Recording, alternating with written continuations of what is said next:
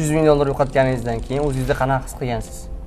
O'zimni to'g'risini aytaymi, yolg'on gapiraman. Hop, yolg'on gapiradigan bo'lsam, hech nima qilmaydi, yana pul topaman deganman. Agar to'g'risini aytadigan bo'lsam, siqilish bo'lgan, конечно. 5 yillik meni vaqtim, mehnatim ko'z oldimdan o'tib ketgan.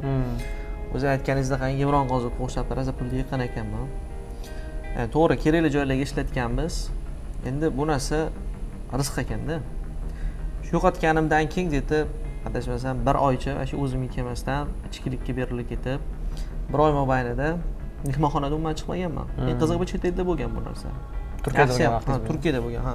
Juda ko'p siqilishlar bo'lgan, xullas. Chalg'ish kerak bo'lgan. Ustozlar aytishgan, "Sen chalg'ishing kerak" deyishgan. Shuning uchun boshqa biznesga o'zingni urib ko'r deyishgan. Hamma pulim bo'lmagan, to'g'ri, o'shanda. Lekin shu 30 ming dollarcha pul bo'lgan. Shu Turkiyada gostinitsa biznesi bilan, ya'ni mehmonxona biznesi bilan shug'ullanganman. Keyin sekin-sekin o'zimga kelib, yana tradingga qaytib keldim. Endi bu 300 ming hamma pulim bo'lmagan. 500 ming dollarga yaqin pul bo'lgan. Uyga tashlab ketgan pullarim ham bo'lgan. Lekin asosiy mehnat baribir ham shu 300 mingda bo'lgan. Endi nima qilamiz? Siqilib boshqa narsa yo'qotganimizga alhamdulillah yana topamiz. Inshaalloh, Xudo xohlasa topamiz. Shu yo'l bilan chiqdikmi? Shu 300 mingga men yana qaytib chiqmaymiz. 8 oyda 100 dollardan 100 ming dollar bo'ldi. Endi bag'iga yana 200 ming topib qo'ysak bo'ldi. Shuni o'zi yetadi. Shu hozirgi vaqtda yo'qotgan hamyoningizni qiymati qancha deb o'ylaysiz?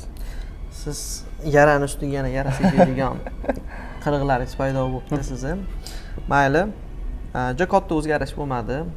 2024-2025 boshlarida Bitcoin bitta 127 minggacha ko'tarilgan vaqtlari, maksimumda yangilagan vaqtlari, o'shanda portfel 670 ming dollargacha chiqdi. 70 ming. Ha. 670 minggacha chiqdi. O'shandan keyin ko'ramizmi, baribir yo'qotish bo'lgani bilan mehnat ketgani baribir. Baribir kuzatuv bo'lardi.